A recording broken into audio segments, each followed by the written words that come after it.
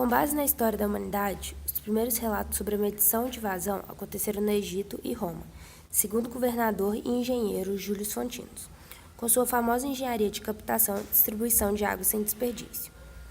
O interesse à medição do fluxo de ar e água é atemporal. O conhecimento da direção e velocidade do fluxo do ar foi uma informação essencial para todos os navegadores antigos. A capacidade de medir o fluxo de água foi necessária para a justa distribuição de água através dos aquedutos de comunidades primitivas, como as cidades sumérias. Desde então, a utilização de medidores de vazão mássica vem crescendo, principalmente nos últimos anos, devido à comercialização de energia transportada na forma de gás ou líquido. A vazão mássica é definida como sendo a quantidade de massa de um fluido que escoa através de certa seção em um intervalo de tempo considerado. As unidades de vazão mais utilizadas são quilograma por segundo, quilograma por hora e libra por hora. Um medidor de vazão é um instrumento usado para medir a taxa de vazão linear ou não linear, da massa ou do volume de um líquido ou um gás. Ao escolher um medidor de vazão, devem ser considerados fatores intangíveis como a familiarização dos trabalhadores e sua experiência com a calibração e manutenção, a disponibilidade de peças de reposição e o intervalo médio do histórico de falhas. Também é recomendável que o custo da instalação seja computado apenas depois que estes passos sejam seguidos.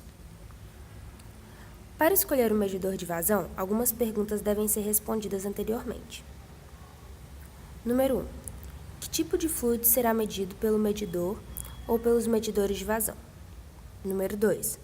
Você requer medição ou totalização da taxa? 3. Se o líquido não for água, qual é a viscosidade deste líquido? 4. Você requer um display local no medidor de vazão ou precisa de uma saída eletrônica de sinal? 5. Quais as taxas de vazão mínimas e máximas para o medidor de fluxo? 6. Qual é a pressão mínima e máxima do processo? 7.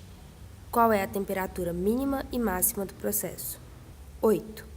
O fluido é quimicamente compatível com as demais partes úmidas no medidor de vazão?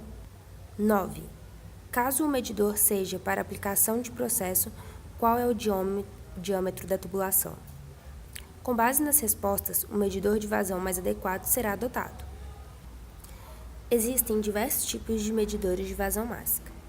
No momento da escolha, deve ser optado os medidores de vazão que são insensíveis à variação de densidade, pressão e viscosidade, e não são afetados pela variação do número de Reynolds. Há diversas calhas pouco utilizadas na indústria química que podem medir a vazão em tubulações principalmente cheias e podem passar sólidos, sedimentáveis ou flutuantes.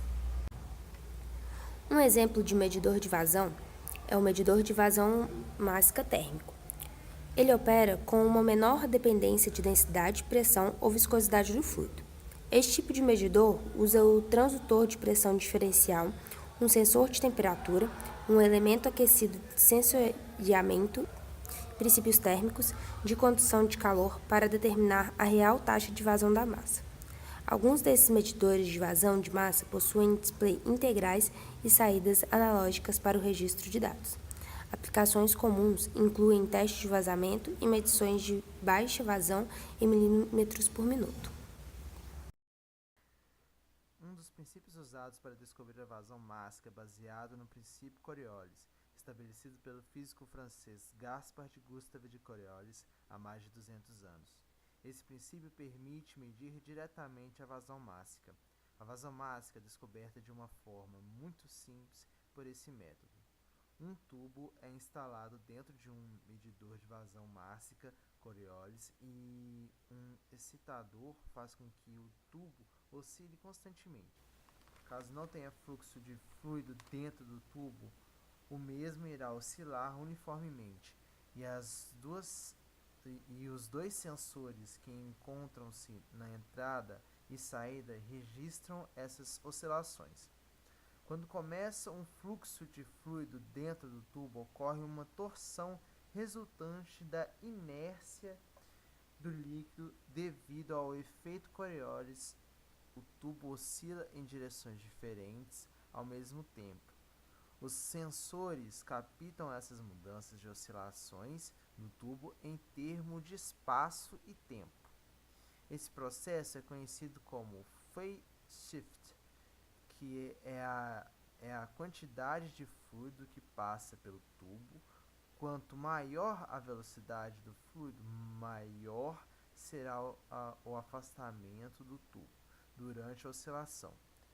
O princípio Coriolis também pode determinar a densidade, pois quanto maior for a densidade do fluido, maior será o tempo de oscilação do mesmo. Essa tecnologia de medição é a mais completa, pois é a única forma em que múltiplas variáveis podem ser medidas, como vazão de massa, vazão volumétrica, densidade, temperatura, até a viscosidade do fluido.